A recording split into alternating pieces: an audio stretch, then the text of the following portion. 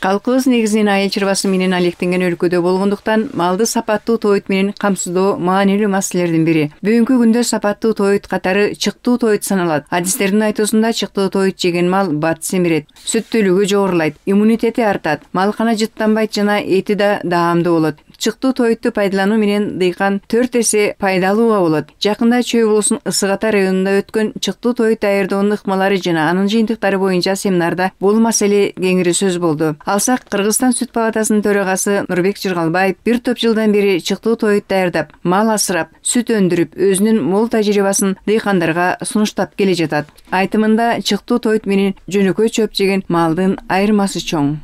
Чындыгында эски тоюттар менен же мурункудай эле рацион менен бакса, бир күндө бир уй бир түк жейт. Түктүн баасы бүгүн эң эле ылдый дегенде 400 сом. Андан тышкары 6-7 килограмм жем бериш керек. Ал сааnuй болгону жана кургак чөп менен кургак жемде турганда болгону 10 литр сүт бере алат. Эмне үчүн дегенде энергиялык калория жана чөп менен жемде ошого эле барабар болуп калат. Сүттүн баасын 30 сом круглый годовой эсептесеңер, 300 сом греше болуп атат да, расходу 500-600 сом ашып кетет да. Бул дыйкандарга өтө мындай артка кеткен. Бир күндө мынакей уюң 300 сом берсе, тоютун 500 бирдеме жесе 200 сомдон ашык чыгаш болуп кетет го. Беш эмес. Ошого мына силасты даярдап келдик. Силасты даярдап, жанагындай тоют кылып, презентациядан көрсөтүп бердим анын баарын. Бир күндө 180 сом жесе, бир бодомол 20 литрге чейин сүтүн көбөйдү. Тоют менен, биз чыгарган тоют менен. 20 литрди 30 сомдон эсептесеңер 600 сом, кеткени 180 сом. Мына греше ушакта болот да. Мындан тышкары музосу да греше болот. Анан дагы жана компосту да көрсөтүп бердик, жер семирткичти. Бул 180 сом, 200 сом жесе бир күндө кайра 250 сом кыгы менен берет. Ал кыкты 3 айда даярдалып, жана компост жер семирткич болуп, 3 айдын ичинде кайра жерге берсеңер да эмесин аласыңар, түшүмүн ошончолук көп аласыңар. Селитрага акча каражат коробойт, жердин кырчышын оңдойт, жаратылышты бүт кайра өз калыбын алып келет да. Эзептеп көрсөк, мал канча сом жесе, кайра эле ошонусун кыгы менен берип коет да компост. 3 айдын ичинде кайра берип атат.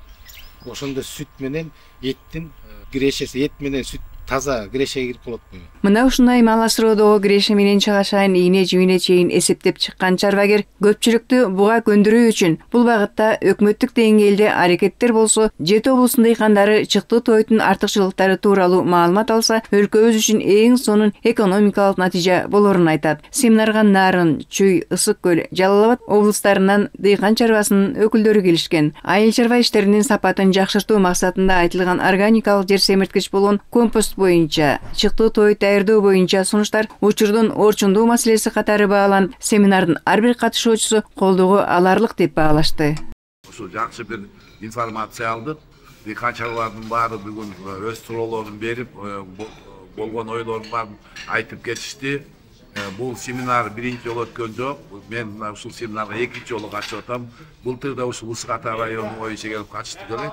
Быйыл да ушул Ысык Ата районунда келип катышып атабыз. Силыс боюнча жасалганын ачыткыны жасап чыккан бала, ушул бул балабыздын аты Нурбек Жыргалбаев, жылга сүттүн жетекчиси экен. Бул баланын жетишкендери жакшы, өзү Япониядан окуп келип, бүгүнкү күндө ушул элге жайылтуу менен ушул тоют маселесин чечүү жана органикалык жер семирткич чечүү боюнча жумуш алып барып жатыптыр. Бүгүн биз жакшы, аябай көңүлдүү жыйынтык алдык. Анан ушу элди дагы үйрөтүп алсакпы деп атабыз. Анткени бүгүнкү күндө тоют маселесинде ушу чөптүн баасынын кымбаттап кетиши болуп атат. Ошон үчүн силыс менен жакшы жакка жетсекпи деген ойду айтып атабыз. Кредит боюнча 5% бергилечи айлана государствонун бул элдин акчасы да. Ушактан канча миллиард бөлүнүп атат. Айыл банк эмнелерге бөлүп коет, дыйкандарга бергиле деп. Алар 6%, иши процентке отурат да обязательно. Дыйкандардын үстүнө отуруп алып ушулардын баары, дары дармек саткандар, кийин төлөгөнү келгенде аябай кымбат төлөп атабыз. Семинарда дыйкандар айыл чарбасы үчүн берилип жаткан насыяларды берген банктар боюнча да ойлорун айтып, анын пайызын арзандатуу талаптарын коюшту. Жогорку Кеңеш агрардык саясат комитетинин төрагасы Аманкан Кинжебаев ал насыялардын пайыздык үстөгү тууралуу түшүндүрмө берип, ошол эле учурда айыл чарбасына берилген насыяларды туура эмес пайдаланган дыйкандардын карызы 1 миллиардга жакын деди. Биз сырттан келген донорлордон акчаны бизге пайызсыз ала албайбыз. Ал жерге бизге келген кредит жана гранттык акчалар келет. Алар ушул 0,75%дан 2%га чейин келет. Андан чыкары биз ушул мамлекет катары дыйкандардан пайда табалы деп ошо атайын процент кошкон жерибиз жок. Анткени биз сырттан алган акчаларыбыз грантыбыз болобу, кредит болобу ушул 0,2%га чейин алабыз. Андан ошону через банк берип, анан банктан өзүнүн услугасын алып коет экен. Ушул 4,5% негизинде. Ошондо биз 6%дан 10%га чейин жерге кредит берип жатабыз. Эми насыя боюнча дагы сөздөр айтылды. Эмне үчүн ушу процентти косот деп. Кээ бирлери алган насыяны туура колдонот экен, кээ бирлери туура эмес колдонгондагы дыйкан чарбасы бар. Бүгүнкү күндө Кыргызстан боюнча мына 30 жылдын ичинде алган кредиттерибиз, гранттарды дыйканчыларга таратып берген экенбиз. Бүгүнкү күндө ошол дыйканчылардын карызы 1 миллиардка жакын акча. Бүгүнкү үчүн ала албай отурабыз ошол. Айла жок, ошону списанияга кетип атабыз. Мына кадыр өкмөттө жатат 756 миллион сомду списания кылсакты деген оюбуз бар. Бирок негизинен бул мамлекет дыйканчылардан акча тапкан жери жок. Биз келген донорлорду эле ушу через банк, ушу залог менен берип атабыз. Энди дагы мындай акча колдонгонду үйрөтүш керек. Акчада туура колдонуп иштеш керек. Нурбек Жыргалбаев чыктуу той даярдоонун сырларын терең өздөштүрүп, иш жүзүндө анын артыкчылыктуу жактарын далилдеп, эл аралык уюмдар менен кызматташууга жетишкен. Учурда өз аракети менен чыктуу той даярдоону жайылтуу максатында түрдүү иш-чараларды уюштурган мекенчил чарбагерлерден. Грешеси эт менен сүт таза грешеге кирип калат го. Ошого элди үйрөтөлү деп муну өкмөт жагында министрлер, сельское хозяйство, анан да донорлор бар, правительство бар. Ушуну жакшылап бүгүнкү өткөргөн жыйынтыкты көрүп, чындыгында ошого өтсөк, биз элдин баарын үйрөтсөк. Мен жалгыз жетише албайм мунун баарын үйрөткөнгө. Бул өкмөттүн да күчү керек. Анан муну үйрөткөнгө жанагындай техника, каражаттар да кетет. Анда жардам берсем да биз Кыргызстан боюнча 7 областтан үйрөткөнгө даярбыз да. 7 областта дыйкандарыбыз накта таза греш алып калат. Биздин максатыбыз мындай да.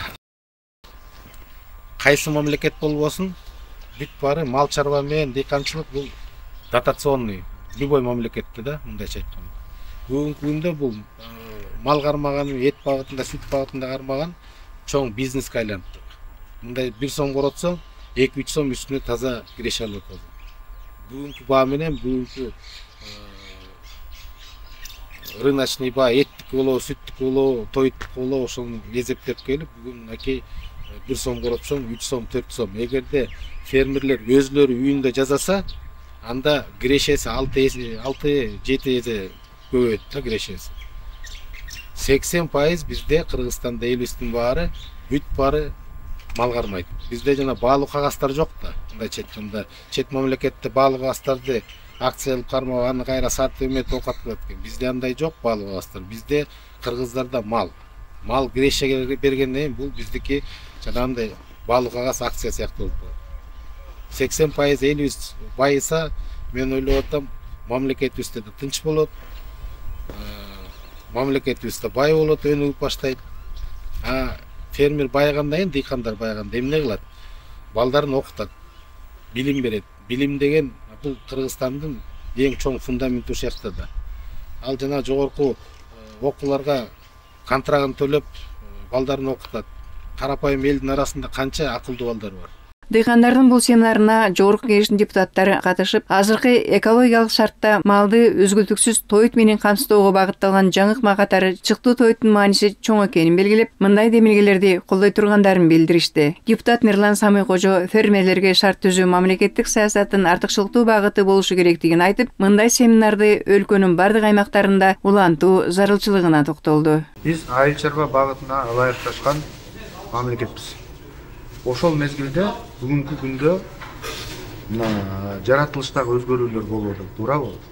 Ошондой мезгилдерде жайыттардын өзгөрүү учурлары келип атканда мамлекеттик деңгээлде өзүбүздүн колубуздан келген нерселерди мыйзам менен ишке ашырып бергенге дагы аракеттерди көрүшүбүз керек деп ойлойм. Чыктуу тоет деген эмне? Мына кыргыз чыктап келгиле дейт. Туурабы? Чыктап келгиле десе, көз алдыбызга нарын табак эт келет. 5 бармак элестелет да. Биз малдан канча убай көрүп атсак, аны союп жеп, анын этине чык жебей, биринчи ошого да чык даярдап беришибиз керек. Ошондо анан малдарыбыз көбөйөт да, семирет да. Бүгүнкү күндө адамдар организминдеги химикаттардын көбөйүшү менен уруксуздук, неврологиялык оорулар, бөйрөк оорулар жана башка бир топ кеселдер адамдарда көбөйүп кетет. Бүт эле жерде угуп атасыңар, сүттө да антибиотик болуп атат, этте да антибиотик болуп атат. Бул балдарыбыздын ден соолугун бүт өлтүрүп атпайсызбы? Аны жанагындай гормоналдуу уколдор менен семиртип атабыз. 6 ай семиртип, мынакей мындай чыкты тоет чыгарып берип, 3 айдын ичинде семиртет болгон, ошол кезде эле органика эт кылып чыгарып бердик. Ден соолукка абдан пайдалуу. Биз келечекте балдарыбыздын жашоо мөөнөтүн 20, 30, 50 жылга чейин узартылабыз. Элибиздин ден соолугун оңдойлобуз. Малдын башын 6 эзе, 10 эзе көбөйтсөк болот. Жайыттарга таасирин тийгизбей. Жайыттар өзүнөн өзү баягы урук чачып, мал жана эрте жаста эле сүтөсү, то есть чөп чыга электе эле урук байлай электе эле жедирип салып атпайбызбы? Канча чөптөрүбүз жок болуп кетип атат. Канча дары чөптөр бар. Жайыттар өз калыбына келип калат, малды жана жайбай эле ушундай кармаса грешелүү болот. Жайыттар өз калыбына келет. Жайыттарда канча дары чөптөр бар бизде. Ошол дары чөптөрдү канча мамлекеттин өкүлдөрү турат, сатып алалы деп ушул жана дары чөптөрдү. Аякта канча миллион, миллиард деген акчалар түшөт. Мунун келечеги өтө чоң да, ушул программа менен кете берсек, жана аба ырайында тазалайбыз деп атпайбызбы? Ото чөп, куура эмненин баарын эчтекени өрттөбөй, бул жанагындай компостко да кете берет. Жер семирткич болуп, органикалуу. Бул жана компост өтө күчтүү болуп, энергия берет чөптөргө. Жерди айыктырат. Жерде зыянкеч жана бактериялердин баарын жеп жок кылат. Нефтепродукты жана газондор Бишкекте загазованность болуп, жана почванын баары нефть болуп калбадыбы? Нефть отходы жана выхлопные. Ошонун баарын айыктырса болот. Бул компост айыктырат. Химикаттан алыстоо үчүн малдын таза этин менен азыктануу үчүн дагы ушул тоюттун өзгөчөлүгү бар экендигин көрүп атабыз. Азыр баягы лабораториядан өткөрүп, ушул чыктуу тоют кандай болот, кантип жасалып атат, аны менен семирген малдын эти кандай экен, бүт баарын көз электен өткөрүп алып, аны Айыл чарба министрлигине сунушташыбыз керек. Мондай болсо мондай болот экен. Кыргызстан агрардык өлкө катары мал чарбачылыгын өнүктүрүүгө багытталган заманбап ыкмаларды өзөштүрүүдө чыктуу тойту даярдоонун мааниси чоң экенин семинарга келген адистер баса белгилешти. Нурбек Жыргалбаев чыктуу тойту даярдоодо акылдуу бактерия деп аталган макро-микроэлементтерге бай бактерия жасалып кошуларын айтты. Депутаттар ишенбей башында өзүлөрү жана лабораторияга жиберип, чын айтып атабы же тамашалап атабы деген сыяктуу. Бар бул сыяктан анализдердин баары чыгып келген. Бул өтө пайдалуу органикалык бактериялердин жанында.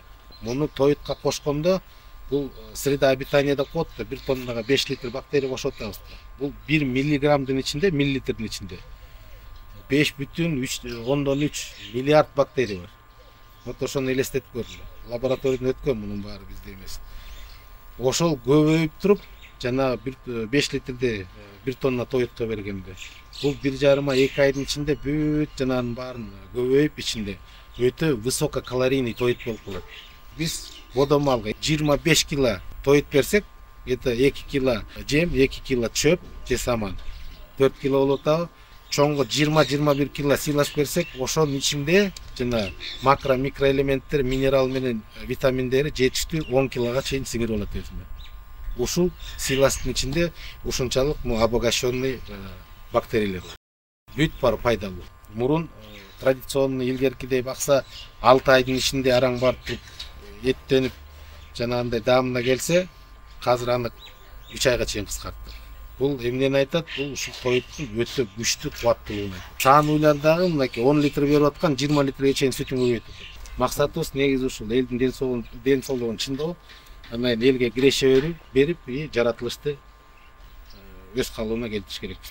Мына ушундай максат койгон чарбагердин тажрыйбасын үйрөнүүнү көздөгөн дыйкандарды санармын. Мындай чыктуу тойт менен багылган мал ден соолук үчүн пайдалуу эт, сүт азыктарын берүү менен жайыттардын калыбына келишине да өбөлгө.